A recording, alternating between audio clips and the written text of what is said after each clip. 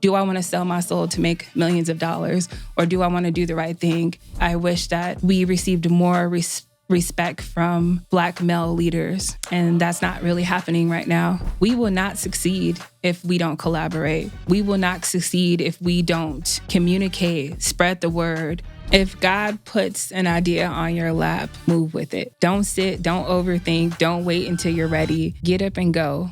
Veronica Woodruff is the founder and CEO of Travelsist, a groundbreaking tech-enabled service platform that's changing the face of airport hospitality. What started as a personal frustration with how underserved travelers were treated, especially those with disabilities, language barriers, or first-time flyers, has grown into a company that partners with major airports to ensure every passenger feels seen, supported, and safe. But Veronica's story isn't just about travel. It's about grit. It's about building from the ground up, securing major contracts as a woman of color in tech, and leading with both heart and hustle. From raising capital to raising standards, she's creating a future where access is the expectation, not the exception. But she developed a taste for business as a little girl selling candy in California. Welcome to Give 'Em the Business, the podcast where we go in depth with entrepreneurs, business leaders, and game changers who are building legacy, creating wealth, and leading with purpose.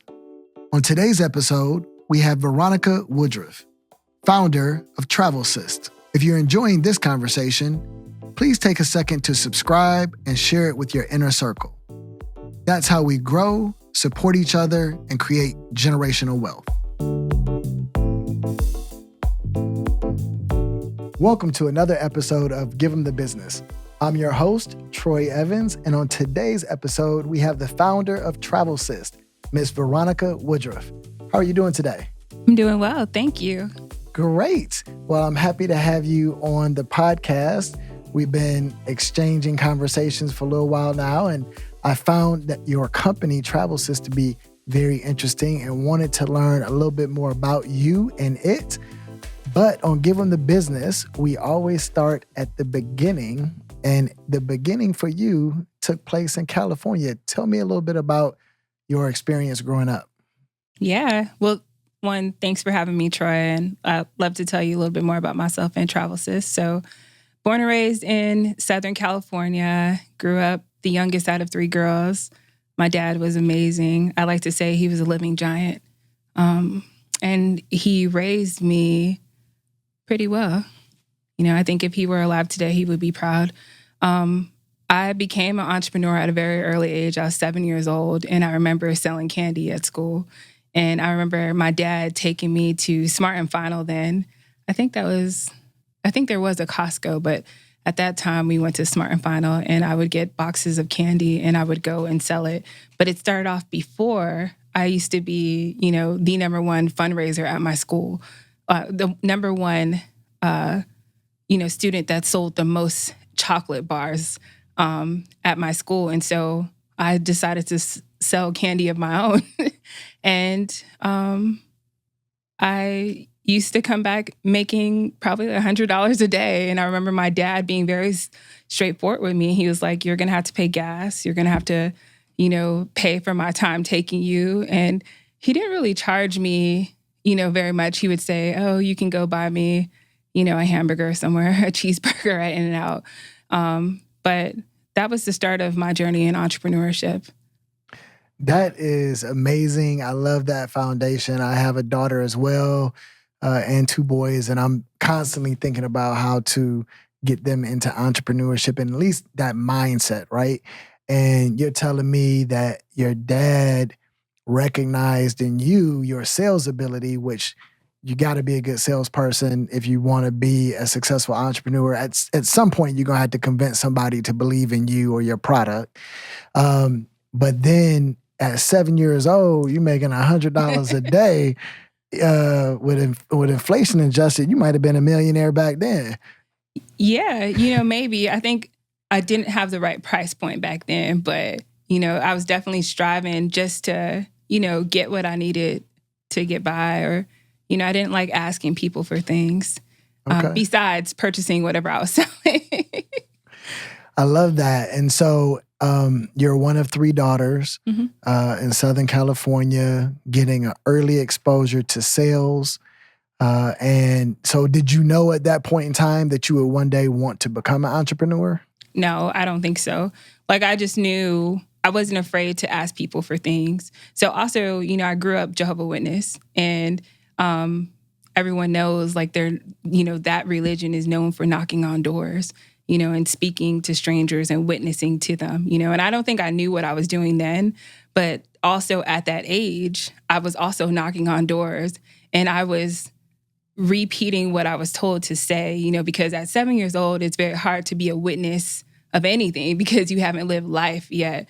But just encouraging other people, whatever you're doing, keep going, and people used to always open the door and listen to me talk at 7 years old. And I'm just like, okay. But I never had a problem speaking impromptu. And I think that's because, I was knocking on doors at an early age, or, I remember going to the Kingdom Hall, which is, their church, and, being asked, like, can you go up on stage and demonstrate something? And I would be like, okay, I'm not really prepared, but I did it, and it's very, it's very intimidating, especially at that age, to speak in front of an audience. It's very intimidating to speak to a stranger. It's very intimidating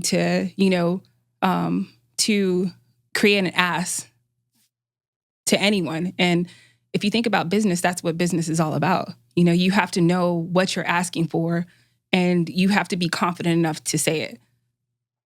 Definitely. So you gained some insight into what it was going to take to have to make ask repeatedly over and over again as you matriculated through your young adulthood. Where did you decide to go to school? So I went to junior college because I played basketball.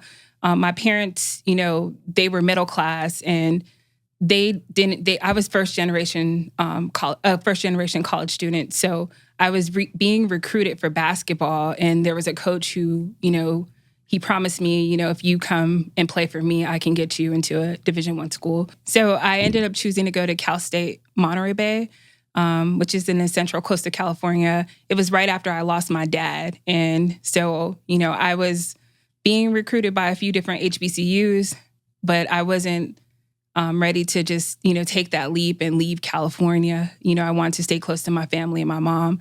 And I remember speaking to an advisor at the time, and he was like, a smaller school will be good for you because, you'll be able to have the one-on-one experience from, professors, advisors, and then also a coach. But I ended up having a not so good experience when I went there. And so I strongly believe, that the experience that I had taught me, it gave me the grit and resilience to deal with people today that I've been dealing with and that I always deal with. So now when I meet them, and people will say, oh, that person is hard to deal with. I'm like, I know how to deal with them because I had that experience very early on, So you touched on a few things there that I want to dive a little bit deeper into. So the first was that you went on a college basketball scholarship to school. What parallels do you see from sports as it applies to entrepreneurship? What things did you learn being a basketball player that you are able to apply today? I think just being on a team, you have to, there's no one person success story for anything. It takes a team to get things done.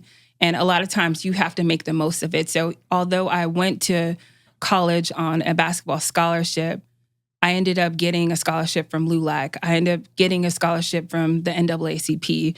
I ended up applying my knowledge and my skills and just meeting people and telling them what I want to do. I went to school for ethics and philosophy.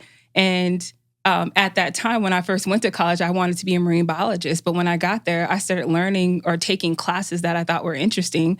And then I changed my major. And, I never knew how to connect the dots until now. Like, who would have known that 10 years later, 15 years later, I was going to be running a company and that I would be confronted with ethics or making ethical decisions every single day. Do I want to sell my soul to make millions of dollars, or do I want to do the right thing and make a lot of people, create a lane for myself and the people to come to follow, I would have never known that. But if it wasn't for me, stepping out and venturing out, meeting people. I remember these, Monterey hosts some of the most wealthiest families in the world. They go and they live there. And I remember these people didn't know me. They would come to my basketball games. They would invite me to their house for like mansions. It's unbelievable. You would never even think you walk into the front of a house and then their backyard is a cliff with the ocean behind it. And I would ask them stories, how were you able to accomplish these things? Like, how did you reach this much success? And you hear them, they leave from, whatever country they were from. They came here, they started their journey. They started restaurants, they were entrepreneurs. And for some reason, they believed in me to offer me a scholarship to continue college in a different city from my hometown, but also provide support, answer questions. They showed up for me when I had no one else to be there, and they were complete strangers. I found that I had a similar experience when I was in high school, and I changed from a all-Black high school to a very wealthy non-Black high school. And it really opened my eyes to what some possibilities were in terms of wealth or career paths and things of that nature. So that exposure that you just discussed and going to this wealthy neighborhood for school is very critical. And sometimes we overlook the importance of exposing young people to what the possibilities are. But when they can see it, they can actually start to dream more authentically about what those possibilities are. And you also mentioned you developed your grit and resiliency while there, having to overcome some obstacles. And myself being an entrepreneur, I know that, that is almost, 50, 60% of the battle, right? Just being able to stick with something long enough to overcome those initial hurdles and obstacles and whatnot. Tell me a little bit more about how grit and resiliency has played a role in your entrepreneurial journey. Yeah. So even when I was selling candy at 7, it wasn't permitted, but I did it. I didn't ask permission to sell. I just knew that kids wanted it and they were happy when they received it, and they were going to ask me for it, Monday through Friday for candy or chips or whatever I sold. You was pushing the drugs, pushing the candy. the sugar. And then, again, like growing up with my background, how I was raised, I was used to getting the door slammed in my face, very early on. And, at first you get sad, like, what did I do? And then you realize it's not me, it's them, and then you realize the people who do open, for no reason, whatever, they're crying and telling you, thank you for coming. Thank you. I needed this and I needed this now. And that one door that opens up was rewarding enough for me to continue to go, during that phase of my life and continue to knock on doors. Right. And so what led to your transition to Atlanta? So we lost my dad right when I was starting my freshman year, or actually my junior year of college. And my dad was from the South, so he was from Mississippi. And my mom, she still had Jackson, Mississippi at that. She still had a connection, and she wanted how to be still connected to him. So she wanted to move to the South. But she didn't want to move to Mississippi because, again, we're coming from California. We always lived in a nicer house with a swimming pool, and then moving to Mississippi didn't really offer that. And so she chose Atlanta. And she asked me right before I was graduating, could I move with her? Can you just come and move with me out here? And I said, I don't know about that. And I remember telling my advisor at the time, and he said, oh, Atlanta is good. It's perfect for you. I don't know why he thought I would be an entrepreneur, but he did. He would always give me books about believing in yourself. And he was like, it doesn't matter. Anything that you want to do, you can do it as long as you believe in yourself. And then when I told him about Atlanta, he was like, that's a good thing, but I really think you should probably stay around for a little bit. And he was like, but also, Atlanta is home of the world's most prominent companies. A lot of people move to Atlanta and they start these companies. They become Fortune 500, Fortune 100 companies. And he was like, so it's a good place for you. And I didn't know at that time why he was telling me this. I never knew that I was going to be found a travel tech company and actually run it. I never knew that was in my destiny. It just happened like that. And so I moved here to Atlanta, and I didn't like it because we lived in the suburbs. And I miss, again, seeing the ocean when I wake up, go running on the beach, go hiking in the mountains. And we didn't have all of that, or I didn't know of all of those things yet. And so I ended up becoming a flight attendant because I was bored and I, wanted to travel the world. And I became a flight attendant, and I got the opportunity to see the world how I wanted to. And each and every time I traveled, I would meet someone and I would ask them what they did, and they would tell me their story.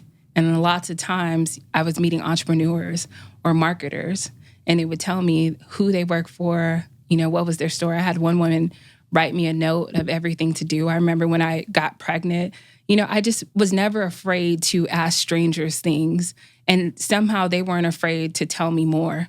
And I think that's kind of, how I live my life. When I see someone and they ask me a question, whatever wisdom that I have the ability to share, I share it. It costs absolutely nothing.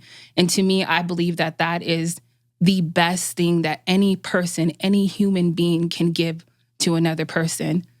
Access to information or wisdom and guidance. I agree. And I live my life by the same motto. And one of the reasons why I have this podcast is so that I could share information with the listeners. But then it's also something that I found people who are genuinely kind, want to share their life experiences and give you guidance so that you can avoid some of the pitfalls that they have in life. One of the things I wish our community did a little bit more of, though, was not gatekeeping, right? And not keeping the information a secret. And I think if we can embrace this more of a community approach to success, we'll have more opportunities for entrepreneurs to emerge. What are your thoughts on that? That's why when I told you, thank you for having me, I really meant it. I love everything that your intentions for this podcast, everything that you're trying to do. I know that multi-millions of people are going to listen to this podcast, and hopefully they'll listen to this episode because I think that this is a blockage in our community and our culture. And again, it's the gap that separates us from other prospering cultures. It's one thing to support one another, but I think, we say we love each other, we say, all these things, but, then again, you'll hear someone talk very bad about another Black business, and you don't talk bad about the people you love. At least I don't. If we're truly going to support one another, we take the steps to, pull someone to the side and say, hey, I see you going down this path and I want to help you. Someone last year, I was going to make a deal and I went to this person for advice, and he said it very firm and simple. This is not a good deal at all. You need to walk away. And at that time, I would have been paid hundreds of thousands of dollars. And the company did need it. Had I take it, we would be in a different place right now. But because I respected his wisdom and I was able to listen to him, and I was self-aware, I wasn't listening to him in a way where, oh, he's putting me down, or, he's trying to block my blessings, or he's trying to steer my journey in the wrong direction. I listened and I accepted his guidance. And if it wasn't for my attorney, if it wasn't for me doing that, we would have been in a whole different place right now. And so one, I will always forever be grateful for that person, and then two, you have to be, the other side of, being open and receiving. I mean, the other side of, accepting, feedback is, you have to be open and receiving to someone else's opinion, and you have to take it and use it however it can be applied for whatever phase of the journey that you're in. Agreed wholeheartedly. If you're enjoying this conversation, please don't keep it a secret. Take a moment to subscribe and share this episode with your circle.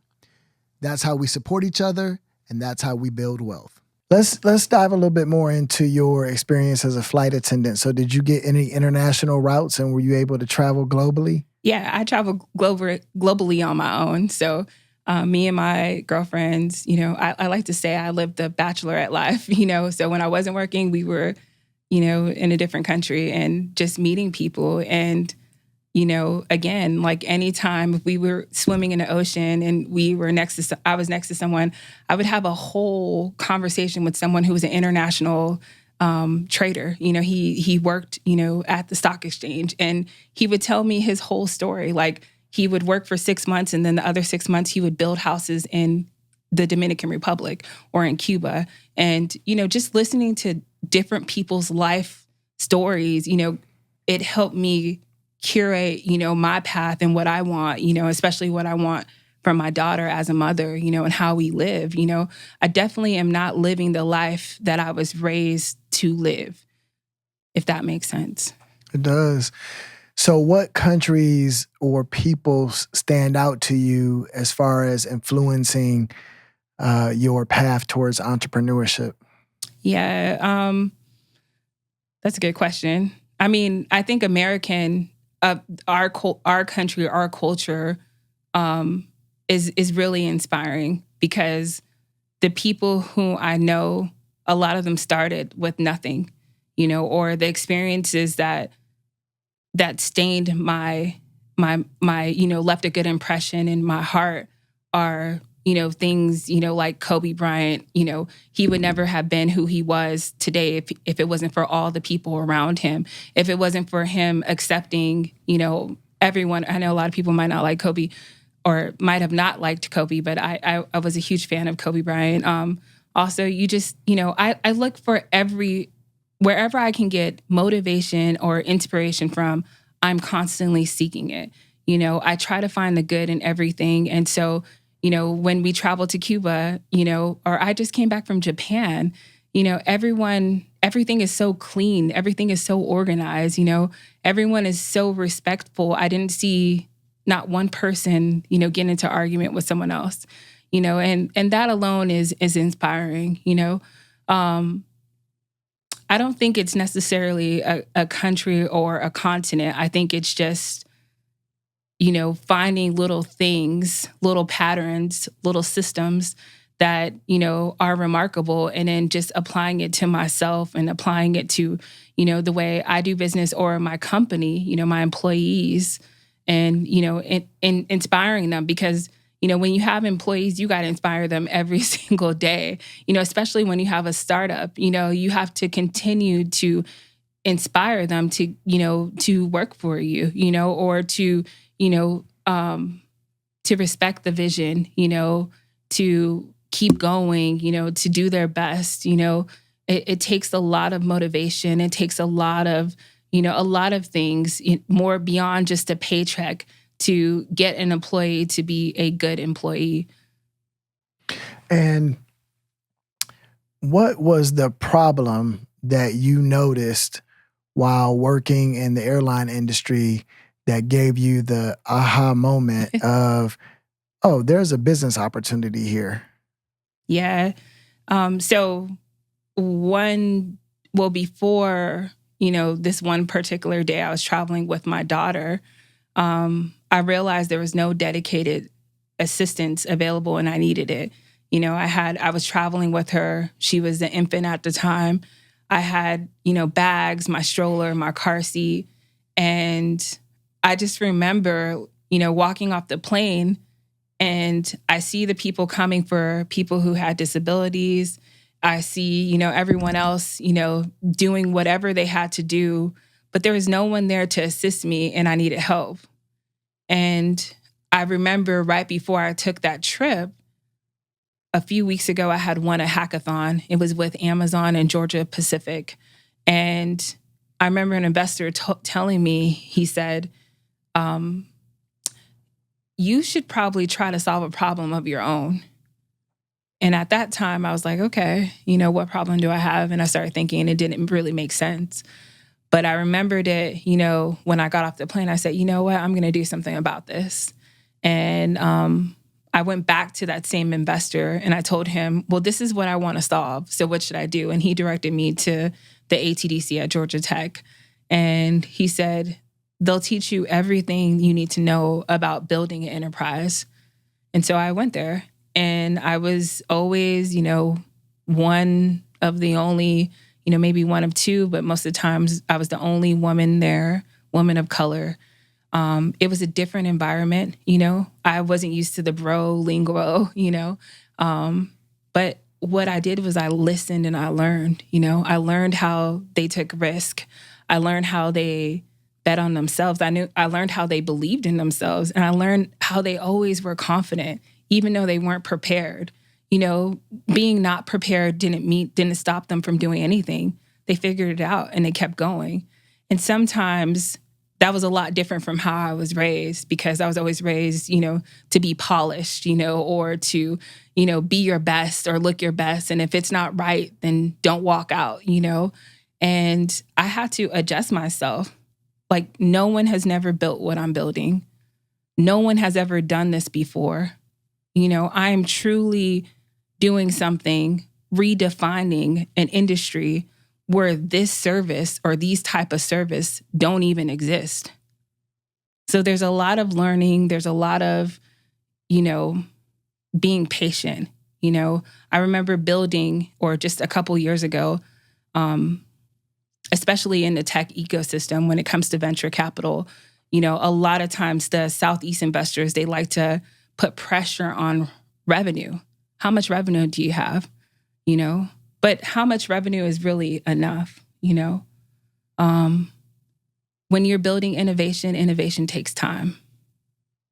If you want revenue quickly, you can get it, but that's another company. If you want greater results, and if you want something that's built to last under pressure, we started the company in 2018. In 2020, the pandemic hit.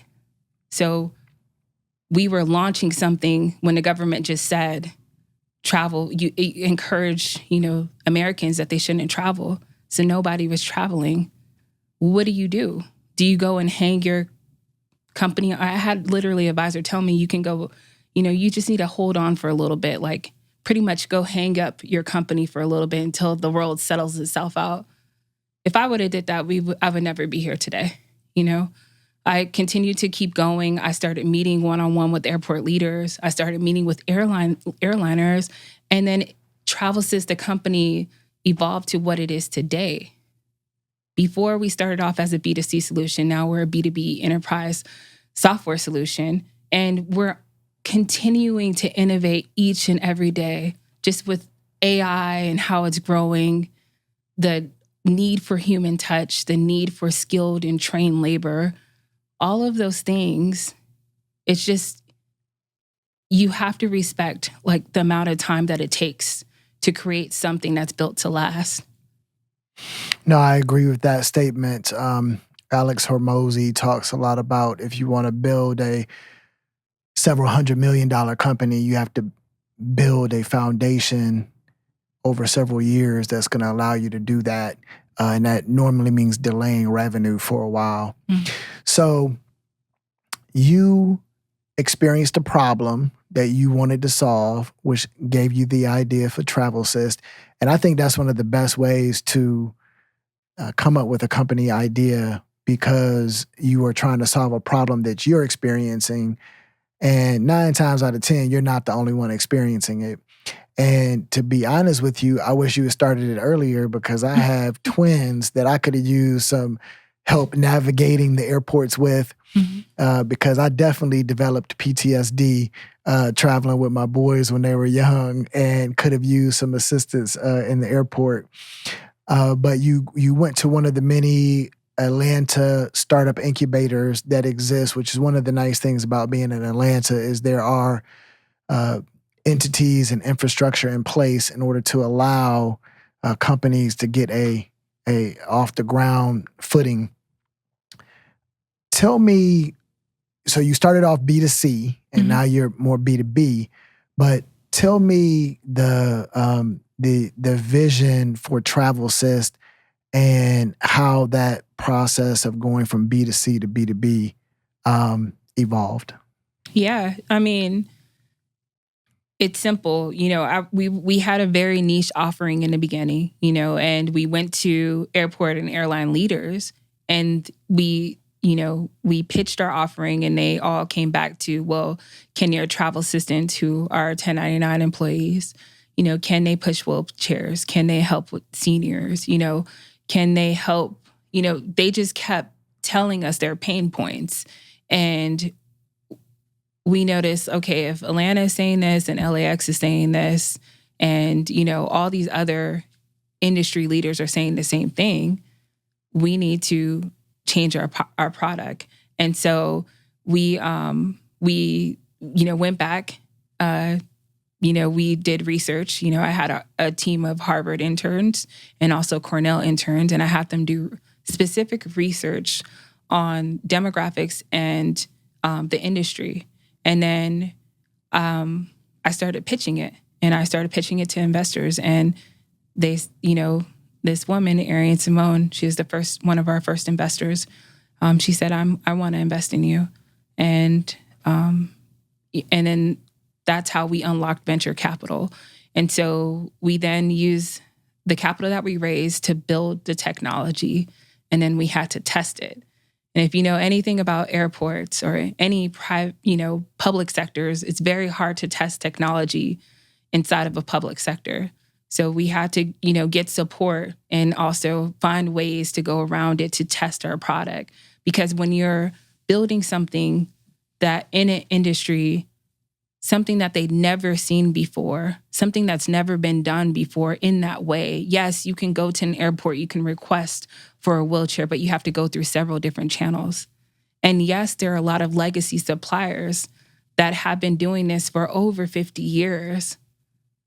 Why not do it a different way? We have so much technology, we have so much, experience now. Why not do it this way in this environment? And so we took a bet, and the research, the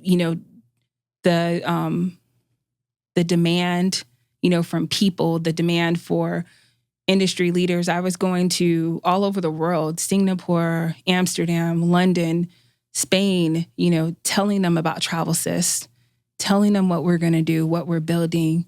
And they were all excited and they wanted to learn more.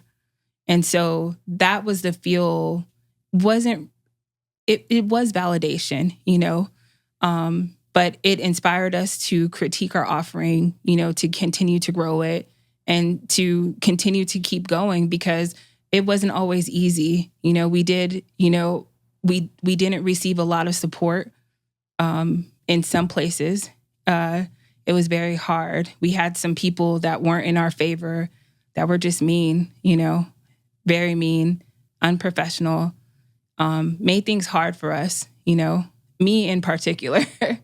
And also being a woman in Atlanta building, there's still a lot of places where, we don't get the respect that we deserve. And that it stings a little different when sometimes it's, when you're sitting, opposite from a Black man. I wish that we received more respect from Black male leaders. And that's not really happening right now. Just in the past year, a lot of Black female CEOs had to step down, or just Black female leaders, period. You know? We definitely need to do better on that aspect to support not only female entrepreneurs, but Black business leaders in general. The path is hard enough and the obstacles are numerous enough that we don't need to be our own worst enemy in terms of that. Where did you pull on the strength to persevere and continue the journey? Oh, I prayed, because those days I just couldn't understand. I couldn't understand why people would be so mean or non-supportive. I feel like there's a lot of gaps in our culture, and like, you know, specifically with age groups, you know, these group of women that are, you know, this age and above, instead of, you know, reaching out and throwing their arm out to pull you up, they make things harder because they want you to experience things the way they had to. And then there's a group of women who are around my age, you know, that, you know, we all recognize that, but we're still afraid to bet on each other. We will not succeed if we don't collaborate. We will not succeed if we don't communicate, spread the word, spread information, you know, with other people outside of your small circle. Share the wealth. There's so much money out here. When I go to these different countries, when I see how they move, when I see groups of people making money together, you know, beyond just tech. One thing I would have done, one thing if I could go back in time and change where I'm at now, is I would have invested from the beginning in other things. You know, once I raised venture capital and I accumulated wealth for myself, I would have went back and betted on smaller businesses to help them, you know, and I can do that now, and I am doing that now. But if I would have did that 5 years ago, imagine where they would have been now. So you talked about raising capital and taking your pitch and honing it and refining your pitch based on the feedback that you were getting from your ultimate customer. How much money did you end up raising in your first round or two? So initially we raised $750, you know, when we raised our first round, and that was like our pre-seed round. And then last year we went on to raise a total of $1.6 million in venture capital. But overall, we've raised $2 million with non-dilutive funding. And so the vision being that Travelsist helps individuals navigate the chaos of airports with whatever their needs may be. Mm-hmm. So it could be an individual needing help with young ones like you had, or it could be elderly individuals, or it could be disabled individuals.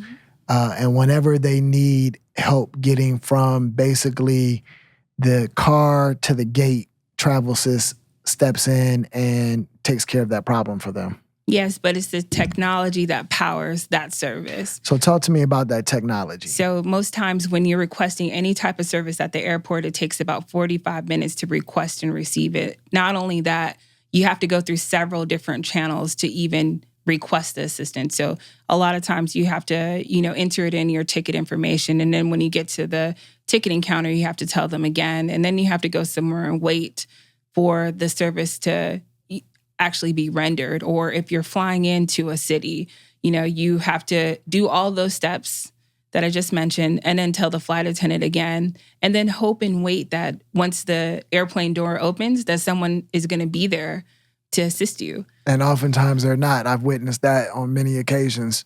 Yep. And so Travelsist puts the power in the consumer's hand to be in charge of requesting that additional service and help without having to navigate the bureaucracy and inefficiency of the airport experience. Exactly. We're giving the power back to the people to control their very own experience. So instead of waiting 45 minutes, they're receiving a service in 4 to 5 minutes. And they have the ability using AI to chat and communicate it exactly what they need. A lot of times we see requests from seniors who are in their 80s, in their 90s, and they don't want to be in a wheelchair because they are physically capable of walking, but they do need someone to guide them and support them and help them navigate through an unfamiliar environment like the airport.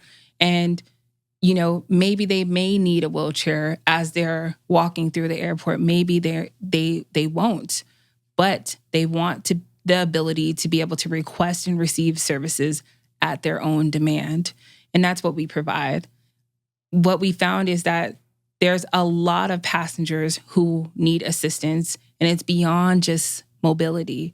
A lot of times we get the business passenger wanting someone to just carry their own bags, and they're fully capable of walking and moving around the airport, but they just feel more comfortable and safe having an entourage, having a person right behind them, getting them from point A to point B. They don't want to ask anyone questions. They don't want to talk to anyone because, they're, either taking a call or, they just need someone to tell them what to do to get them to their next destination or their next point in travel. And that's where we come in. So what is the business model if consumers are able to request directly?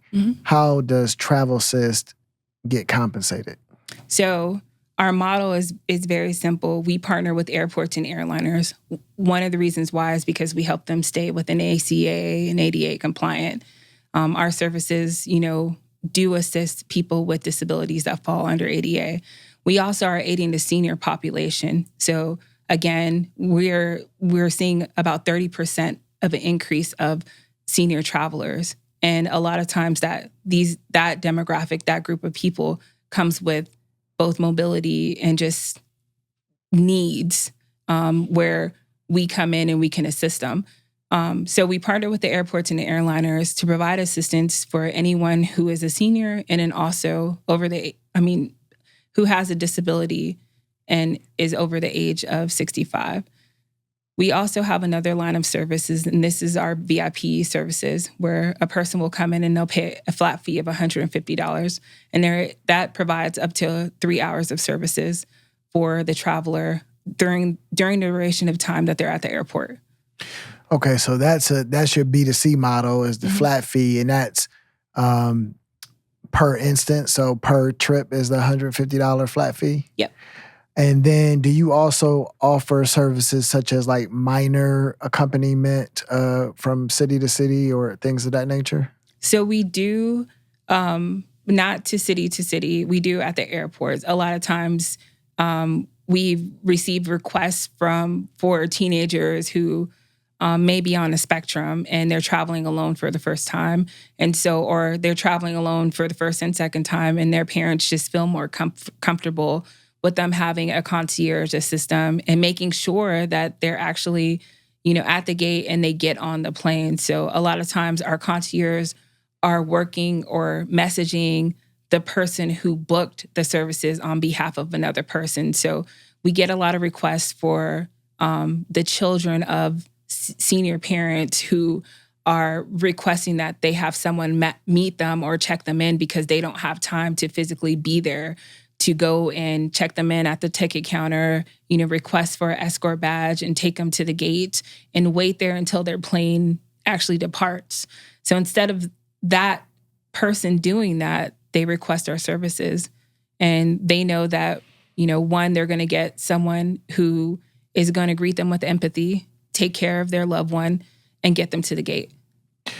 And so from a revenue standpoint, when an individual, let's say that needs a wheelchair, utilizes your app, if they are flying on, let's say, Delta or something like that, then you then bill back Delta for that service that you provided for free to the customer? No, we have an agreement with specific airlines, and that agreement just, is that we provide services to their customers.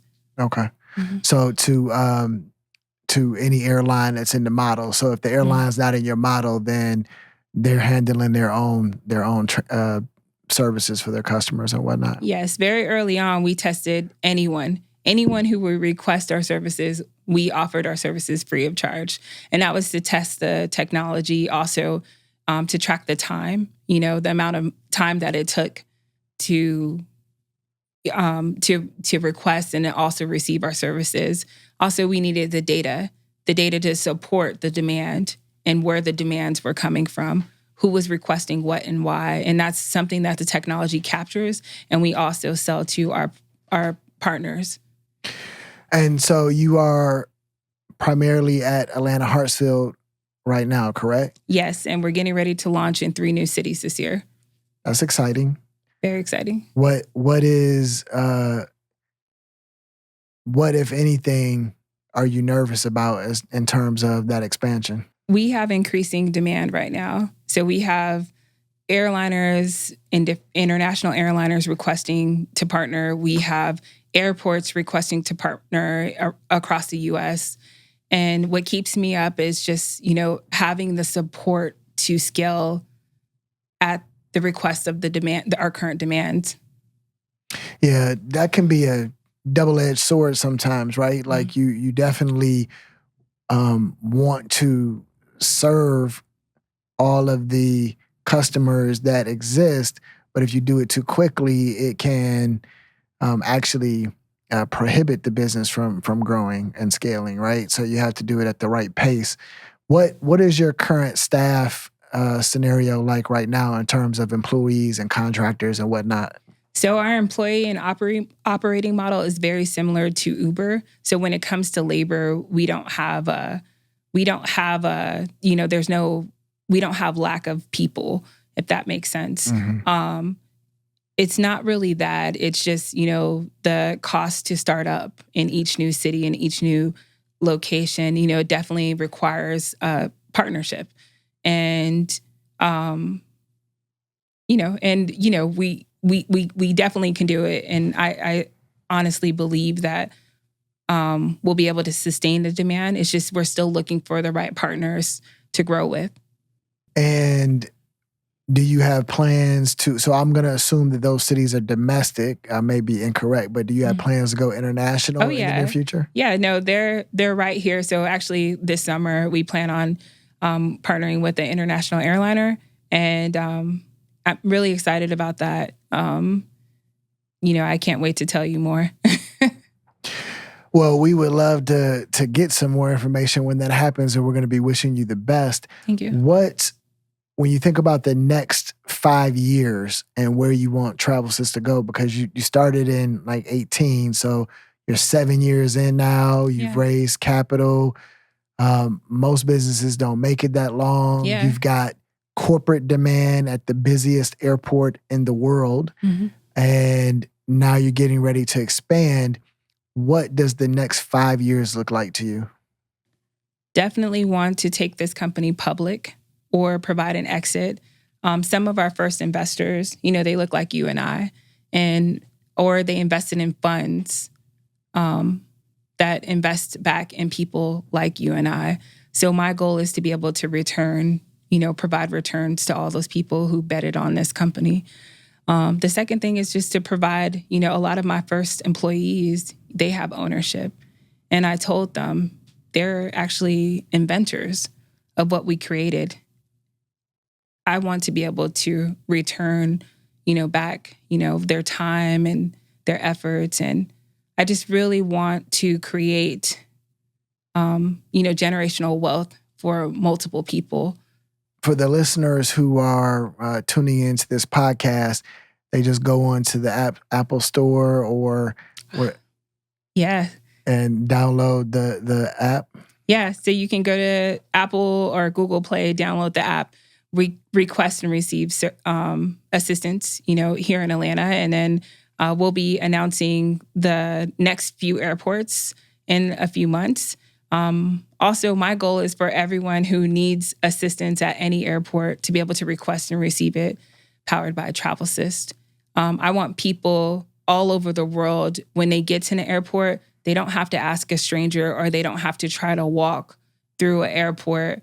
I want to be able to facilitate or provide the assistance they need using the technology that we created and built.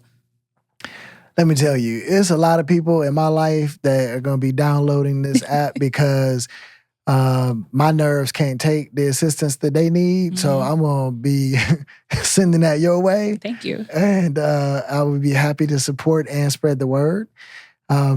So we always ask our entrepreneurs, no matter what stage of the business they're in, to think about the next generation of entrepreneurs that are going to be coming behind them.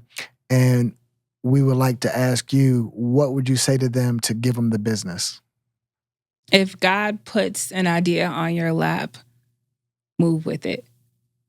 Don't sit, don't overthink, don't wait until you're ready. Get up and go. Don't be afraid that someone's going to take it. Don't be afraid to talk about it. Let people know who you are and what you're doing. And tell them. A lot of times I see us and I see people and they're afraid to tell people who they are. And then when you ask them, like, who are you? Oh, I've been a professor for over 15 years. I manage, 250 people. Tell people that and tell them again. I feel like we have this stigma where we don't like to tell people who we are, what we do, and, where we're from, but tell people who you are. Use this opportunity to let people know, because you never know who you're going to meet and who can help you. Veronica, thank you for giving them the business. We wish you all the success and would love to have you back in the future to see where you are at in the next 5 or 10 years. Thank you so much. You're welcome.